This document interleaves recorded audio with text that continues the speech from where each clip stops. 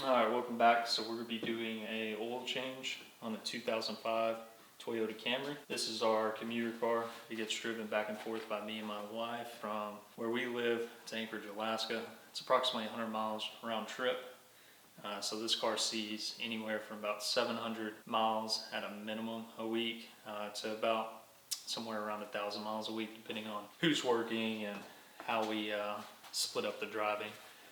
Some days this car gets driven by both me and my wife 100 miles round trip, so that's 200 miles a day. The oil gets changed in this a lot. So we're going to do 5W30. This is full synthetic from Mobile One. I get this from Costco.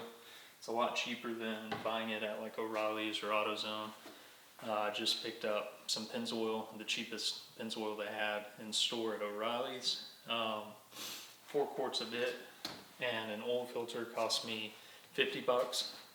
I get 6 quarts of this, full synthetic, high mileage from Costco for 35 when it's on sale. So it's a much better deal. Usually when I go once a month, I just go ahead and stock up on it, especially if it's on sale. For the oil filter, part number 57145. This prefix here, MGL, this is for MicroGuard. The prefix will change depending on what brand you go with, but 57145 is the common. For tools, you're going to need a 3/8 ratchet, 1/4 inch ratchet, or 1/2 inch ratchet, really doesn't matter, with a 14mm socket to release that drain plug. And then you'll need 4 quarts of the 5W30 as well.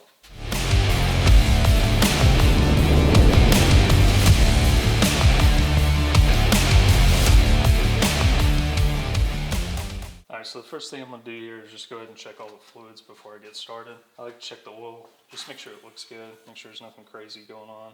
Looking at this oil here, it's still pretty clear, looks pretty good. This mostly gets driven on the highway, so this oil doesn't really get too dirty, but I like to stay ahead of it. This car has high miles on it, so we change the oil probably at a shorter interval than we really need to, but I'd rather do that than potentially blow the engine and have a catastrophic issue. I kind of already started on this earlier. The coolant reservoir was almost empty, so that prompted me to recheck my dipstick and just make sure that there wasn't any coolant getting into the oil.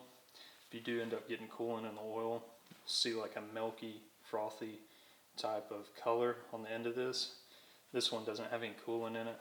If you do have coolant in your oil, that'd be indicative of a blown head gasket. So we should be good there.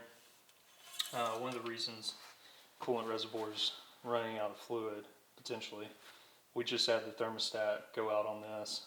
My wife was straight on the side of the road. I had to go replace the thermostat, flush all the coolant, add fresh coolant, and then I had to replace the cooling fan shroud. And we might still be cycling air pockets out of the cooling system from that, so I'm not too worried about it. There's no coolant leaks in the driveway. There's nothing to indicate that we're actually losing coolant. So I'm going to assume that's just air pockets and the system's starting to flush itself out. Alright, so from here we'll go underneath the vehicle, go ahead and drain the oil, and then we'll start our full oil change. Alright, so your oil pan is going to be on the passenger side of the vehicle. That drain plug right there is what you're going to drop to drain the fluid out the oil pan. Make sure you do not drain the transmission fluid. Transmission is over here on the driver's side of the vehicle, and that's the transmission pan right there. Alright, so we have the oil draining. Our next step is going to be to remove the oil filter. On the front side of the oil pan, tucked right up under there, that's your oil filter. Go ahead and take a pair of pliers, break that off, and pull it out of there. Alright, so to remove that oil filter, I'm going to go ahead and use a pair of oil filter pliers. It's a tight space, kind of hard to get up into. Not all vehicles you have to use this, but on this particular one, I find this to be a lot easier. Alright, so we got the oil filter pulled off. One of the things I like to do while I'm pulling the oil filter off is go ahead and put that drain plug back in there once it finishes dripping, so I don't forget about it while I'm still under the vehicle. One time I was helping my dad do an oil change, and we forgot to put the drain plug back in, and we dropped 6 quarts of oil in it, and it all went to the ground. So I try not to do that anymore. Alright, so next thing you want to do before you throw on that new oil filter, you want to take your old one, look at the bottom there, make sure that O-ring's intact with the oil filter. If it's not, it's still up on the housing where the oil filter screws onto, and that has to come off before you place your new oil filter on there. Otherwise, you're going to leak oil everywhere. So now with your new oil filter, what you want to do is you want to lube up this O-ring here so it gets a good seal, that mating surface on the bottom of the engine. So I'm going to go ahead and do that, throw it on. All you want to do is take this and get as tight as you can by hand. Do not use a wrench, don't use a pair of pliers or anything like that. So I'll get under there, I'll tighten it as tight as I can with just my bare hands.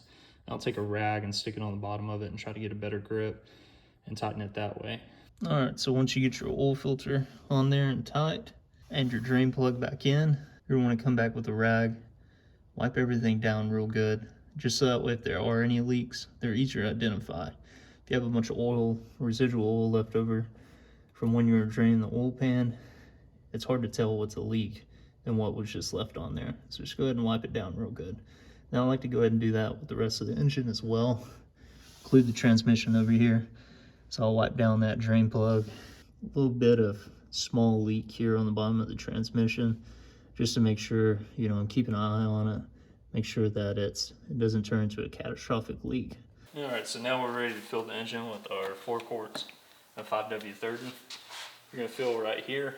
I usually don't use a funnel for this. I find a funnel is kind of annoying because there's a little lip right here from the top of the valve body that you're gonna have a hard time getting a funnel past. So I just go ahead and take the bottle and dump it over that way. Start with this first bottle here.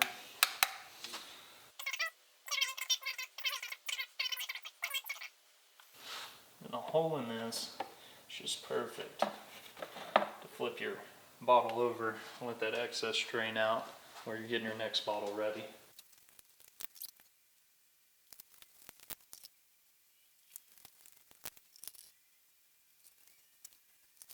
Alright, from there we can go ahead and recap it. Then we're going to start the vehicle, let it run for about 5 minutes. Let the engine heat up, move some of that oil around, and make sure that oil filter gets filled up with oil. Then we're going to come back and recheck our fluid level, make sure everything looks good. Before I do that, I like to go ahead and check the fluid level just to make sure we didn't make any mistakes. You know, you could have potentially drained the transmission fluid instead of the oil by accident. Before you start this engine, you just want to make sure that the oil is not overfilled, or it actually took the oil, you didn't forget to put your drain plug back, whatever might have happened. So I'm going to give it a couple minutes here, let everything settle down to the bottom of the oil pan, and then we'll go recheck this oil, start the vehicle, let it run for 5 minutes, kill it, let it cool for just a little bit, and then go ahead and recheck it, make sure our fluid looks good. Okay, so our fluid does look good. We're reading a little high on the dipstick. That's fine. Once we start the engine and that oil filter fills up, it should come down directly to safe level.